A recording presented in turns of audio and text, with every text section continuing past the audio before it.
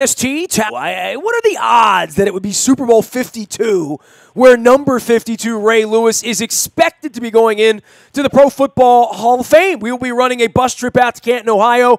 We're going to be seeing the Indians and the Pirates and the Cardinals and the Athletics and all the teams that the Bad News Bears played the other night on Major League Baseball Network when I watched Walter Matthau and Tatum O'Neal get after it one more time with Jackie Earl Haley and the boys. I bet this guy remembers the Bad News Bears from way back in the day. He is Bill Cole, renewable energy, solar roofing, commercial roofing professional. That's what it says on his LinkedIn. He's our partner here on behalf of Cole Roofing and Pfister Energy. He comes on and debates me sports because you are the exact guy that would get on a bus and go to Canton, Ohio to see Ray Lewis because you got on a bus and went to Indianapolis with us for the playoff game many years ago. What's going on, Billy? How you doing, man? How you doing, Ness? Yeah, the Bad News Bears made me want to get a dirt bike, so that was like the big thing, Punks like you, we don't need your kind around the ballpark here. Right. By the way, I should get my Bad News Bears jersey out and wear that. I have a Kelly Leak. It's too big. It's like sloppy big, but it's kind of fun. And when I see Bad News Bears on and the Terps have already lost and it's 10 o'clock at night and it's on Major League Baseball Network, I am drawn to it, I must admit. I mean, I'm not drawn to every bad old movie. I mean, North Dallas 40, semi-tough, maybe Gus the Kicking Mule or something like that, but that's about all for me. I'm not one of those guys that has to sit and watch The Replacements every time it comes on just because it was shot here, right? Yeah. No, Bad News Bears, everybody can appreciate that one. Absolutely. A little comeback.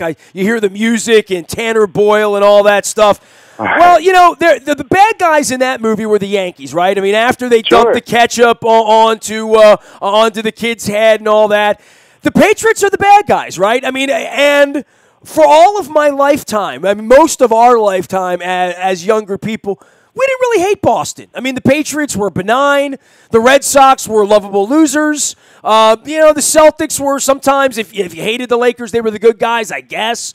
You like Larry Bird, whatever. I mean, the Bruins, they beat the Caps back in the day, so I didn't like that very much. But I never had any hatred toward them or anything like that. Bobby Orr, But the modern era, right? I mean, our kids don't know from that. All of our kids, ever since my wife married me, right? I mean, I go up to New Hampshire. It's affected everything about that region since I exported my wife from New England.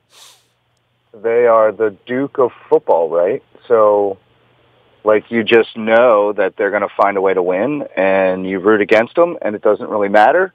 And for a good portion of that game, I thought this was the time they were going to fall down. And, having Brady makes it easier to swallow, right? Because he's that good. So at least it's not just some guy, but I don't know. Yeah, you didn't really care about them growing up, but you sure do care about them for the last 10 years. But it's been easy to hate the Philadelphia teams, right? Because you go down the beach, whether you go to the Jersey Shore and forget about it there, or Ocean City where, there are plenty of people, wearing Phillies caps, and certainly when they were doing their winning and the Buddy Ryan era, as I've mentioned, I've gone up to Philadelphia. I don't know that I've ever rooted out loud for the Philadelphia Eagles. I really had to think back to the 90s, 91, 92, Richie Kotite, Buddy Ryan, Baldy was playing on those teams. I never, owned a piece of Eagles swag, and I've hated the Eagles because of their fans. I was a Phillies fan. I have put my poster up here in the studio, Billy, of Julius Erving that the doctor signed for me on April 19th, 1987, his last game at the Capitol Center. I covered that game, and they gave these posters away, and he signed it for me. So Converse gave these away. So I have had this poster underneath of this sofa behind me for 14 years, 15 years, under with the Smithereens poster and my Paul Rogers poster, and I've never put it up. And I figure this week I've got my Philadelphia Phillies Bubble P Sixto Lescano 1983 throwback jersey, Julius Erving, and I'm about to Facebook status this, Billy, and I want your feedback on this. What if I sell my soul to the devil, right? I'm wearing an Eagles green Ravens hat that they gave me at some green initiative they were doing over at the ballpark. So I have now officially sold my soul to the devil, right? I'm wearing Eagles green in Raven swag. I got Dr. J and an autographed heirloom and a memento on the wall. I busted out my 83 powder blue bubble P 6 Lescott. Like, I'm supporting these people. I'm selling my soul to the devil, right, to support the Philadelphia team. What if they lose, man? What happens then? Then it's what everybody expected. I think Philly is interesting for us. I mean, you got to, again, go back to pre-Ravens, right? Everybody kind of picked a team or... Who was your team, by the way? I don't even know. So I moved, right? I moved all around in my passions. Like, there was a stint where I was a Browns fan. There was a stint where I was a 49ers fan, but I hated the Cowboys. So hold on. You were Sipe, and then you were Young. Were you following quarterbacks or? Probably just winners, right? Probably okay, fair enough. I once asked John Harbaugh who Jim rooted for, and he said whoever was winning. Yeah, I mean, I did take the Bills, not the Giants.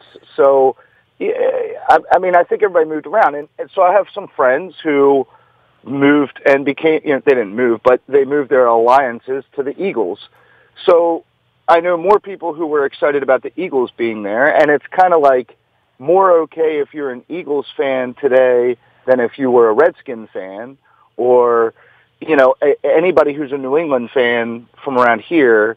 Well, they're probably a Duke fan too, right? Because you're only at that point rooting for the team that's winning, because there was no reason to be a Patriot fan. Yeah, like my 80s, son liked right? the Bills, right? Like when they were winning but losing, right? Yeah, right. My team stinks. They lose in the playoffs every year, right? My coach stinks. He loses in the. Right. My quarterback, he's horrible. He loses in January every year. Well, ask Tennessee how that works. Well, ask Cincinnati how that works. Right. Sorry, ask Marvin Lewis how that works. So, look, I would just say this on the Eagles.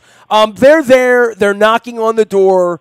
Can they do this? Yes. I don't think this is the best Patriots team we've ever seen. I mean, this is a Patriots team that was down 10 points to the Jacksonville Jaguars a couple of days ago. So I don't think that this is not winnable, and I think Vegas has reflected that. When the early line was 5 at 5.5, 6, wherever that line's going to be, it's not going to be 10 or 11 or 12, not even with Nick Foles. And if this were regular season, the line would have moved a lot more, especially on Nick Foles. But I think Nick Foles has bought himself. At least he got him there in the same way that if Blake Bortles was still playing this week. Blake Bortles didn't give up 3rd and 18, right? The Jaguars' defense did that. Blake Bortles did enough to win that game the other day. I don't know if he did enough to keep his job and get a $19 million salary, but I'm not convinced the Eagles are going to win, but I am convinced that it's not too big for them. I don't think they're going to get all. I don't think they're going to be losing 21-3 at halftime. That's my feeling on it. I agree. I think the way they handled the Vikings was impressive. I'm happy for Foles, right? Like, good job sitting there and, I guess, paying attention every week so that when your time came, you could step in and be effective. And you kind of knew that because he was effective in the past, so I'm happy for him. I could never imagine a way where the Patriots don't win. Just because, right? Like, it doesn't seem to matter. You wouldn't bet money on it or anything. No, right, it doesn't seem to matter who the receivers are. It doesn't seem to matter who's on defense. It doesn't seem to matter who they lost. It doesn't seem to matter how many points they're behind, right? Yep. Literally, right? Does not matter. Doesn't matter. He is Bill Cole. He is Cole Roofing. He is my pal. He is one of our great sponsors, sending us off to Minnesota next week for full coverage of Super Bowl 52. We're also pushing the bus out to the Ray Lewis Canton Hall of Fame. So I put the trip together, and I know you've been on some of these trips, and, I really find that in the modern era, and I don't know why this is, because you're an old fart like me that grew up loving the Colts, the Orioles, the Ravens, the Blast, the Terps. I've loved the Caps forever. I know everybody has like a different a passion at this point in their lives, and maybe they've swum hard toward one or hard toward another. But I find that there are people that just hate baseball who love football, and people who love baseball that hate football. And hate may be a strong word, and I don't want to, bring my friend Alan McCallum out into the bright light here, but he's a guy who I've known for 25 years who was a big baseball fan. The football team came, and he doesn't hate the Ravens. He doesn't wish ill will on the Ravens. He's just not really all that interested in football, for whatever reason. In the same way that, like, I'm not really interested in cars going around in circles, or I find myself less drawn to basketball as a game than I do hockey in the winter. I'd rather watch anyone play hockey than anyone play basketball because I think it's a better game. Don't tell the basketball people that. It offends them, but that's just where my eyes are. And I think baseball starts to move so slow that I put this trip together, Bill, and I did this trip back in the 90s, and it was one of the most fun, successful trips I ever did. The Orioles were playing at Tiger Stadium, and they were playing at the Jake on the same week. And it was the last year for Tiger Stadium. And I put together a trip, and it was in May. And we went to Tiger Stadium, Pro Football Hall of Fame, Rock and Roll Hall of Fame, a game, an Indians-Orioles game, and an Orioles-Tigers game. And it was like one of the most awesome things because we were in Detroit, and the Red Wings were playing the Avalanche that day in Colorado in the Stanley Cup semifinals. And it was like a big game, like a Game 5, Game 6. And they opened Joe Louis Arena up with the Octopus for free.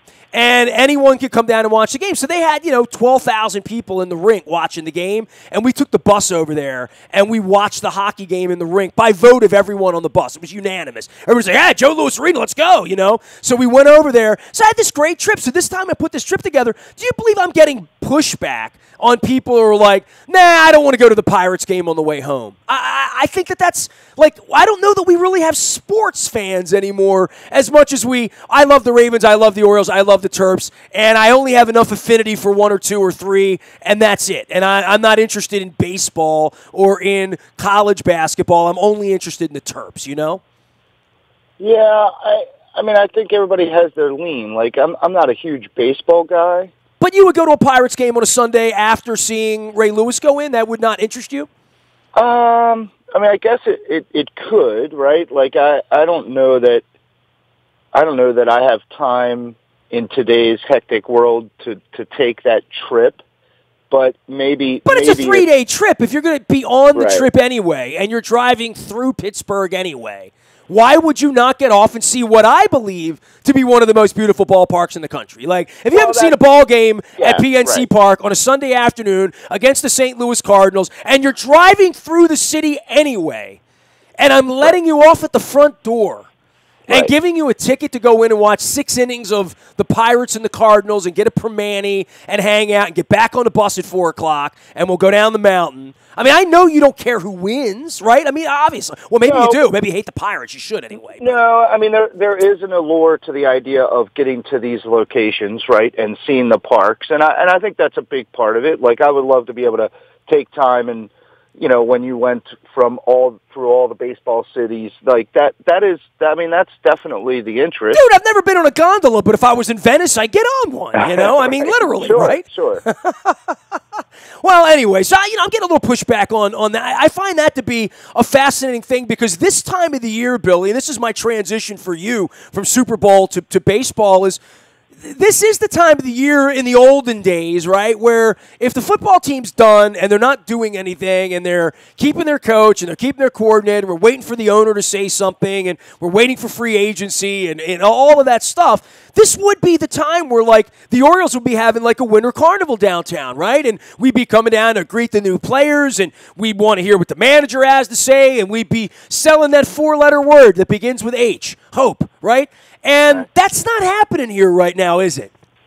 No, and I mean, I think it would help if the Terps weren't so disappointing, right? I mean, I don't think anybody expected them to be top 5 team, but with injuries and just the challenges, I think that kind of sucks the air out of that too. So there's no bridge.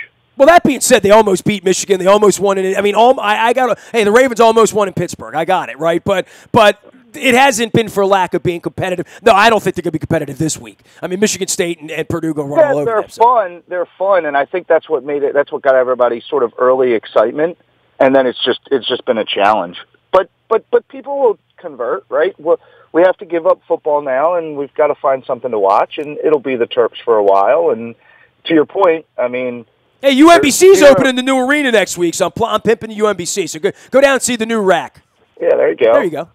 I mean, there's no conversation on the Orioles to be had, so What can we say? I mean, like, I'd love to talk Orioles with you right now. Now, I mean, so if you're 3-2, bored, go, Bill Cole. Talk Orioles with me right now. Wait, what would your phone call be to me if I took phone calls all day about the Orioles today? Seriously. Probably. They're lucky we're not talking about them. Right. I mean, literally. I mean, probably something like who's going to be our third starting pitcher, or our second, or quite frankly, who's our first starting pitcher, or how do we plan to win without pitching? Because isn't that the issue? How about the Machado kid? What are you going to do with him? He seems like he's pretty good, right? Someone else will want him, right? Right. It really has been an evaporated offseason, right? I mean, for across the board, the Orioles fans are not the only ones talking the C word right now because no one's doing anything in Major League Baseball. Right. He is Bill Cole, Cole Roofing and Pfister Energy. You can find them out on the web. He's been a friend of ours and a partner and a confidant and an accelerant partner and all that good stuff around town. You'll hear his ads around here, commercial roofing. And, the renewable solar energy moved to the lips of Pennsylvania Avenue this week. Explain this to me, Bill, as you understand it, as a guy that's in the industry and has dedicated your life to putting solar panels on roofs in America. Oh, so we went from talking Orioles to now you want to... They're the damn thing to talk about with the Orioles. Now you really want to bore people? No. This could save you money, so this is important. Right. So this is the educational part of our program. This is the PBS portion of our programming, funded in part by Cole Roofing and Pfister Energy. Yes. Good. So I'll try and give you the quick layman's summary, right? 2 U.S. manufacturing companies who manufacture solar panels filed an international trade case with the U.S. government saying that it was unfair importing practices by basically Chinese manufacturers. It went through the process back in October. They found it to be, or they agreed. They laid out a tariff conversation. It ultimately goes to Trump. He gets to, it's amazing. Like, if you don't think the president has a lot of power, you really don't understand, because he didn't have to take any recommendations from the people who investigated the actual case. He could literally have done whatever he wanted, and I'm sure he had people advising him, but donors advising him, yes, of course. Right. Late last week, they issued a tariff of 30% on imported solar panels. So, I mean, the problem with all of that is okay, great, now nobody even really understands what that means. They have a 2.5 gigawatt carve-out, and the tariff goes down 5% every year, but you pick up the phone the next day to the suppliers that we use, some of which are Chinese and some are Canadian, and you talk to all of them, and they're like, well, we can't quote you right now because we don't really understand what that means, and it's going to take us a few days to figure it out. So the industry is at a standstill this week at least, right? Well, we've been at a standstill for probably 3 or 4 months, because once the trade case got started, pricing froze. I believe that Chinese manufacturers or other international manufacturers held product back because it seemed that they were in some way going to get better pricing.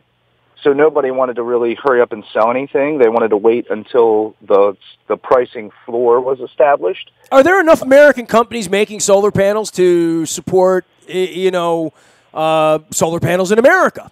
No. So okay.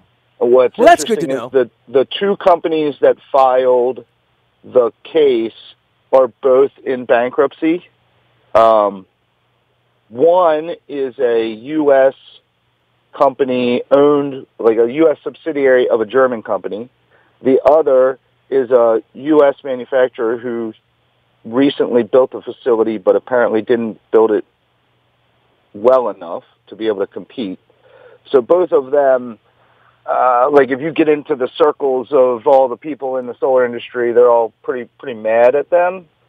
So you have to weigh your patriotic, buy, build American versus what's good for jobs in America. I mean, the job driver is us having to install them. Like the manufacturing is a small amount of jobs. The people who actually put the stuff together and build it is a lot of jobs. So it's definitely hurt our momentum. It's not long term. It's not going to matter. The industry has too much momentum. Well, you're the first guy I thought about when I thought, what? I don't hear him taxing anything. 30% on solar panels. That seems so random. It seems like such a random industry to attack like coal or something like that. And I'm thinking to myself, well, I'm going to call Billy Cole and find out about that. Tell me about what you do with coal roofing, primarily as we're in limbo on solar roofing right now. But certainly you've been in the roofing industry for only 99 years or thereabout, right? Yeah, 99, 100 will be 100 next year. That's in 19? It'll be 100? Yep. Wow, my mom would have been 100 in 1919. So there. Coal roofing, born the same year as my mom. Good. Nice to know. And my dad, 1919. That's a good year. Yeah. There was a book by John Dos Passos called 1919, but you can Google that and read it. Okay. There you go. Is that my homework? Right. Oh, well, I try to send folks away with a little, little Oprah commitment on the way out the door, I think that's great. I think we can talk about all the books. John Dos Passos, 1919, part of a USA trilogy by the American writer comprising the novels The 42nd Parallel in 1930. He wrote 1919 and 1932. And The Big Money, as Geddy Lee once said, goes around the world. So tell me about coal roofing, Billy. Coal Roofing's pretty much your traditional commercial roofing company. So we have a robust service department that takes care of everything from, a small leak, an emergency leak, all the way up to we're doing big roofs on new schools or shopping centers and everything in between. We handle a lot of different metal products. So we're putting more metal roofs, more metal walls, all those things. Any kind of flat roofing, that's all what we do. We've been around a long time. We've been doing it for a long time. I just always tell people, I know I can't do every roof in Baltimore, but we want to do yours. You should at least want to know what I would charge you, right? Fair enough. That's my thing. Give me a shot.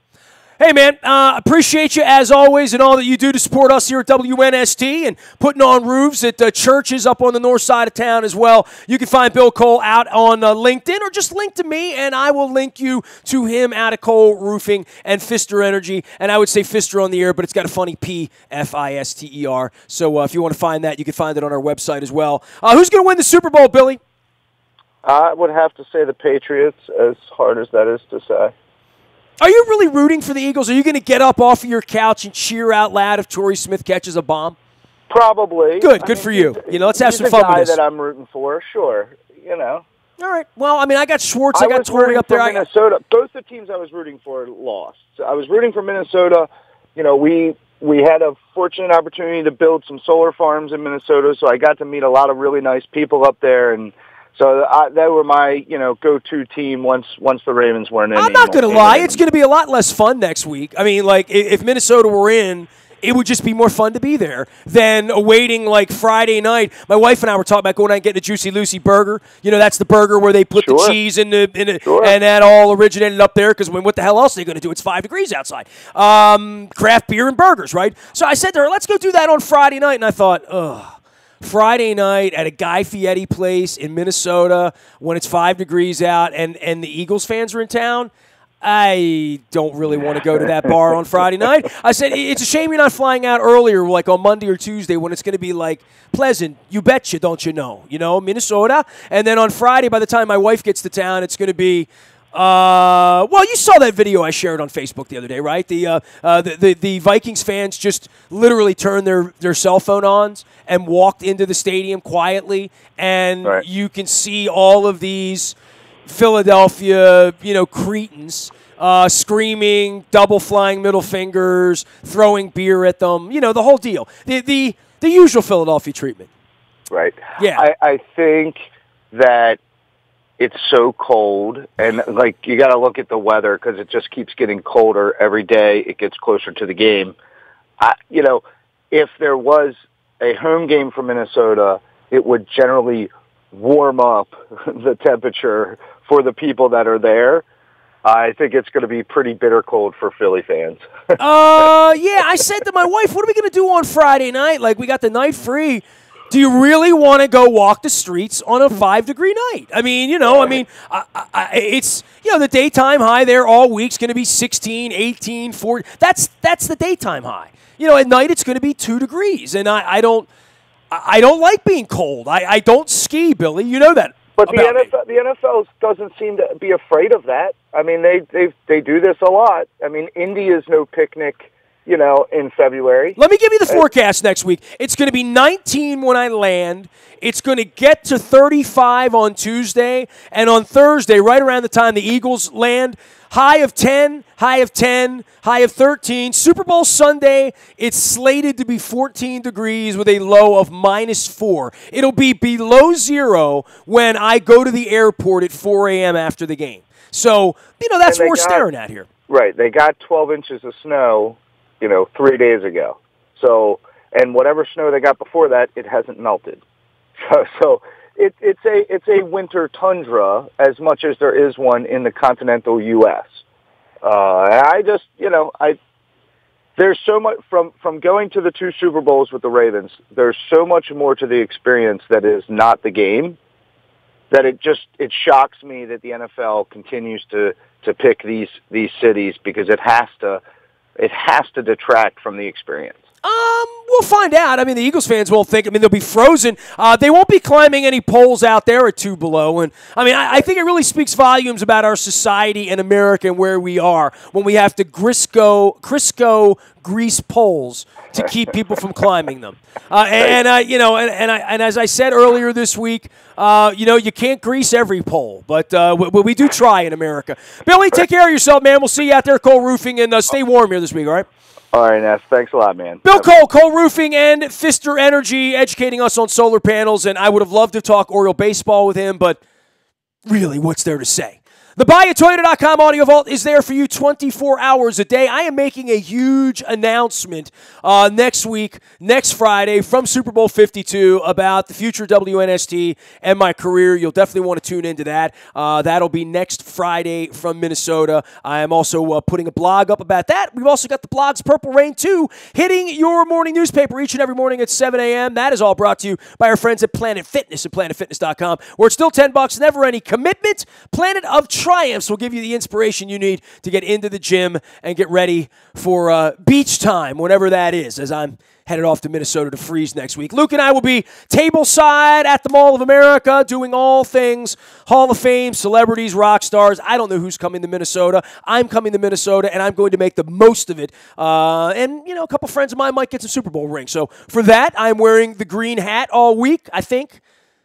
Once I get my hair cut, maybe not, but I want to look good for the camera. Because I'm on Facebook Live and YouTube on our WNSTV channel. You can also find us out on Facebook, Twitter, LinkedIn, Snapchat, Instagram, streaming live on our Facebook as well as our YouTube. I am Nestor. We are WNST.net, AM 1570, and WNST Towson, Baltimore, and we never stop talking Baltimore sports.